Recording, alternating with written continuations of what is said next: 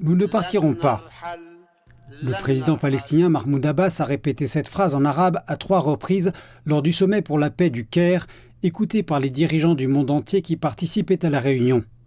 Il faisait référence à la détermination des Palestiniens de ne pas être contraints de quitter leurs terres. Le ton diplomatique de la plupart des dirigeants arabes s'estompe au fur et à mesure que la crise humanitaire à Gaza empire. Leur frustration évidente à l'égard de la communauté internationale s'est manifestée samedi.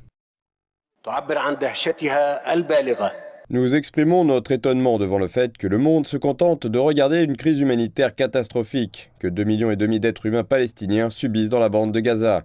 Ils sont soumis à une punition collective, assiégés et affamés, avec une pression violente pour les faire migrer de force. La crise palestinienne n'aurait pas atteint ce niveau de dévastation si les résolutions internationales avaient été respectées ou si les organisations internationales avaient assumé leurs responsabilités et écouté des gens qui ne réclament que leurs droits légitimes à l'autodétermination, à l'indépendance et à la souveraineté. Le roi de Jordanie, Abdallah II, a mis en garde contre la manière dont le monde arabe allait interpréter l'apparente indifférence mondiale face aux bombardements incessants de civils à Gaza. Cela fait 2 semaines qu'Israël a mis en place un siège complet de la bande de Gaza. Et toutefois, pour l'essentiel, c'est le silence dans le monde entier. Pourtant, le message que le monde arabe entend est fort et clair.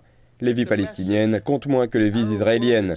L'application du droit international est facultative et les droits de l'homme ont des limites de frontières, des limites de race, des limites de religion. C'est un message très dangereux.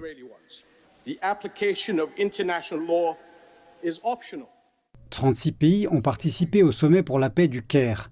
L'Égypte a présenté une recommandation de plan pour que les dirigeants en discutent. L'Égypte souhaite que l'aide humanitaire puisse accéder à Gaza. Elle préconise également des discussions en vue d'un cessez-le-feu et elle souhaite élargir cette démarche à une médiation pour des négociations de paix en vue de parvenir à un accord pour établir un État palestinien indépendant. En tant que Sud-Africains, nous pouvons nous identifier à ce qui arrive aux Palestiniens. Notre peuple a mené une lutte vaillante et courageuse pour obtenir sa liberté. Il a été soumis à des souffrances inimaginables, tout comme ce que les Palestiniens subissent. Et nous avons eu des dirigeants courageux qui ont su mettre de côté leurs différences en faveur de la paix et qui ont été capables de mettre fin à l'horrible régime d'apartheid. L'Égypte est consciente que le sommet pour la paix du Caire ne produira pas de plan exécutif pour mettre fin aux hostilités ou garantir l'acheminement de l'aide à Gaza.